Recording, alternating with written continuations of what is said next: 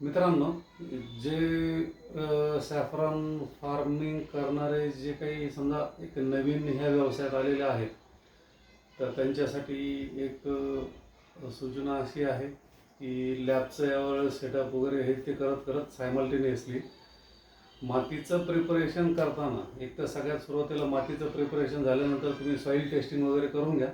त्याच्यामध्ये जे काही NPKचं प्रमाण आहे, मायक्रोन्युट्रिएंटचं प्रमाण आहे, तर त्याच्यावरती मग तुम्हाला ते करेक्शन वगैरे करून घेता येईल. किंवा मातीचं टेक्स्चर बरोबर आहे का, वॉटर होल्डिंग कॅपॅसिटी तिची ठीक आहे का, pH नॉर्मल आहे का.